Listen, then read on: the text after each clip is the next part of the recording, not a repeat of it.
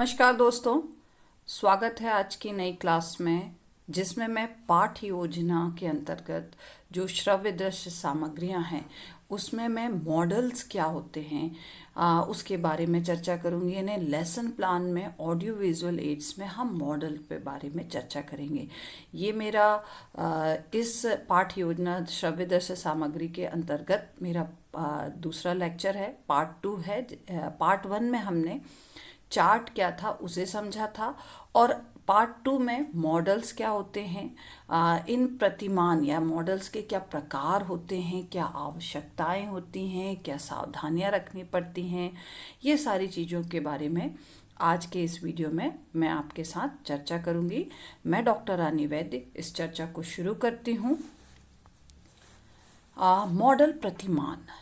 Model से अभिप्राय किसी वस्तु की ऐसी प्रतिमा से है जिसे छात्र स्पर्श कर सके, जिससे उनकी जिज्ञासा शांत हो सके। यानी यहाँ पर हम ऐसी प्रतिमा के बारे में बात कर रहे हैं, स्ट्रक्चर के बारे में बात कर रहे हैं, जिससे क्या हो रहा है, जिसे छात्र खुद छू करके, स्पर्श करके अपनी जो कैसा दिखता है, क्या होता है, वो जिज्ञासा को शांत कर सकते हैं। मॉडल के 3 स्तर होते हैं तथा जिन बातों को चित्रों के द्वारा नहीं दिखाया जा सकता उन्हें हम मॉडल द्वारा दर्शनीय बनाया जा सकता है। यानी हम चित्रों के द्वारा तो एक पिक्चर तो दिखा रहे हैं, मगर और चीज़ें उसके डिटेल में नहीं समझा पा रहे हैं, तब हमको मॉडल का उपयोग करना चाहिए। उससे चीज़ें और क्लियर होती है। इसकी सहायता से क्या होता है, छात्रों को भीतरी तथा बाहरी ज्ञान की प्राप्ति होती है। चित्र एक लुक बताता है, उसका एक डायग्राम बताता है, उसका एक बाहरी स्ट्रक्चर बताता है, मगर मॉडल की सहायता से क्या हो रहा है, उसको भीतरी और बाहरी दोनों तरह के ज्ञान की प्राप्ति होती है। और विभिन्न प्रकार के शिक्षणों में कभी कभी हम जो भी टॉपिक समझा रहे हैं, प्रत्यय का स्पष्टीकरण, मौखिक वर्णन, चित्रों और प्रत्यक्ष अनुभव देने के पश्चात भी जो हम समझाना चाह रहे हैं वो तथ्य सरल नहीं हो पाता है, क्योंकि हमने खूब समझा दिया, उसका मौखिक वर्णन कर दिया, चित्र दिखा दिया, प्रत्यक्ष रूप से भी दिखा दिया, मगर जो है वह चीज़ें सरल नहीं हो पा रही हैं। तो उस समय प्रतिमान का उपयोग प्रभावी हो सकता है। यानी अब अगर हम उसे मॉडल को दिखाते हुए अगर उसे समझाएं, तो जो स्पष्टीकरण उसे मौखिक वर्णन में नहीं हो पा रहा, चित्रों के द्वारा नहीं हो पा रहा और प्रत्यक्ष अनुभव के द्वारा भी नहीं हो पा रहा, वह मॉडल के द्वारा उसे प्रभावी रूप से हम समझा सकते हैं। और उसे वास्तविकता का बोध कराने हेतु हम मॉडल का उपयोग जो है वो उत्तम होता है। जैसे अपन बात कहें, ताजमहल, रेल तथा इंजन कक्ष में लाए नहीं जा सकते, ये सारी चीज़ें इतनी बड़ी हैं, या इस तरह की चीज़ें ने ऐसे आप क्लासरूम के अंदर नहीं ला सकते, परंतु इनके छोटे छोटे मॉडल की सहायता से छात्रों को हम दिखा के उनकी जिज्ञासा को क्या कर सकते हैं, शांत कर सकते हैं।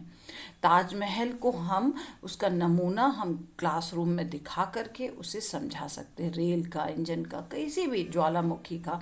इस तरह से हम उनकी जिज्ञासा को बड़े ही आसान रूप से समझा सकते हैं और प्रभावी रूप से उनकी जिज्ञासा को जो है शांत कर सकते हैं, प्रभावी रूप से मॉडल का प्रयोग करके। मॉडल प्रतिमान के प्रकार की बात करें, टाइप्स ऑफ मॉडल्स में, तो एक होता है, पहला होता है ठोस प्रतिमान, डमी मॉडल्स, स्थिर प्रतिमान, स्टैटिक मॉडल, और गतिशील कार्यपरक प्रतिमान। इसी के साथ उत्तेजित या समरूपी प्रतिमान और चित्रावली।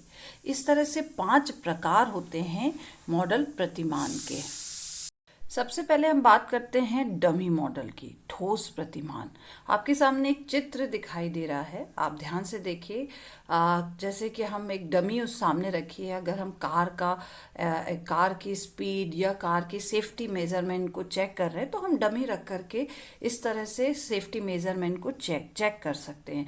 या किसी वस्तु के बाहर रूप को प्रदर्शित करने के लिए हम क्या कर सकते हैं, इसे प्रयुक्त कर सकते हैं। जैसे ग्लोब हो गया, डेल्टा हो गया, ये कैसे होते हैं, मापित होते हैं और अमापित या वस्तु के समरूप भी हो सकते हैं, यानी इन्हें हम मेज़र कर सकते हैं। ठोस प्रतिमान है ये।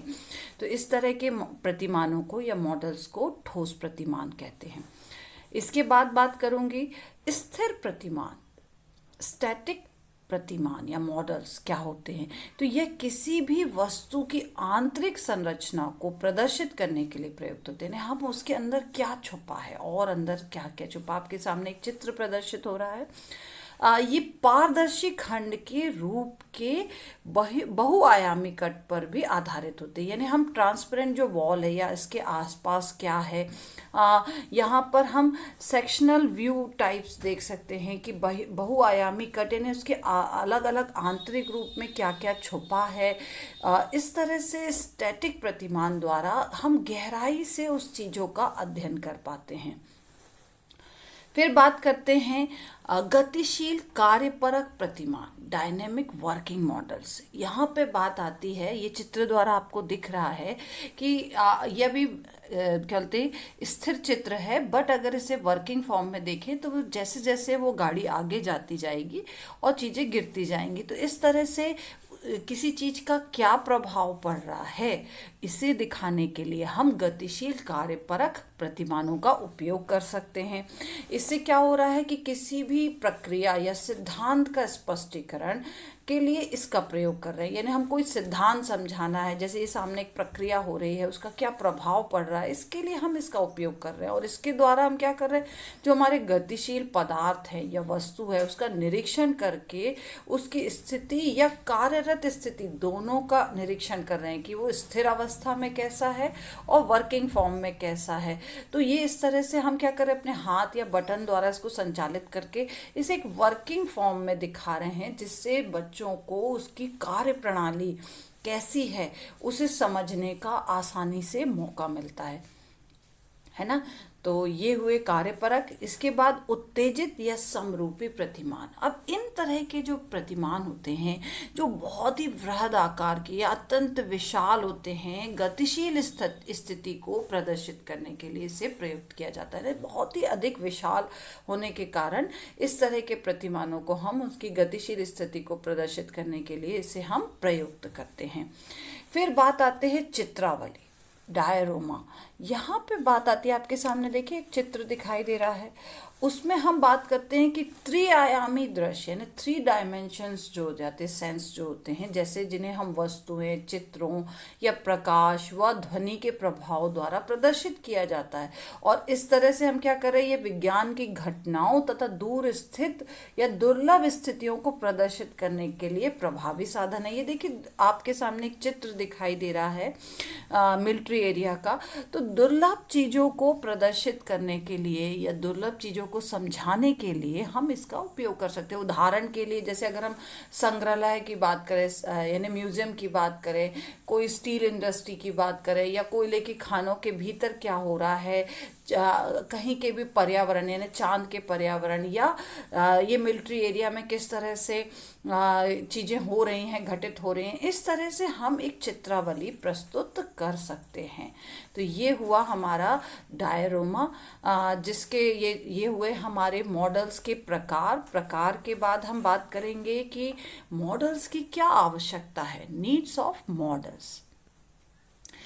क्यों आवश्यकता है, ध्यान दीजिएगा, वस्तुओं का अधिक छोटा होना, जैसे अणु, परमाणु, कोशिकाएं आदि। अब भाई इतने छोटी जो हैं, इन्हें समझाने के लिए हम बोले अणु, परमाणु या कोशिकाओं की बात अगर हम मौखिक रूप से करें या चित्रों के द्वारा करें, तब भी बच्चे अच्छे से नहीं समझ पाते। यदि हम उनका मॉडल बच्चों को दिखाएं, समझाएं, तो बच्चे क्या होंगे, वो चीज़ों को आसानी से समझ पाएंगे। इसी प्रकार से वस्तु का बड़ा होना, काफ़ी बड़ा होना, जिससे वो उपलब्ध ना हो सके, जैसे नदी, ज्वालामुखी। अब आप नदी या ज्वालामुखी को लेके क्लास में तो नहीं आ सकते, तो इस तरह की चीज़ों को भी हम क्या कर सकते हैं, मॉडल्स के द्वारा समझा सकते हैं। वह वस्तु जिसका निरीक्षण ना हो सके, जैसे पाचन तंत्र। अब आपके अंदर पाचन तंत्र की प्रक्रिया चल रही है, आप उसे पाचन तंत्र बच्चों को पढ़ा रहे हैं, वो आप बता रहे हैं आपके शरीर के अंदर हो रहा है, मगर बच्चे देख नहीं पा रहे हैं।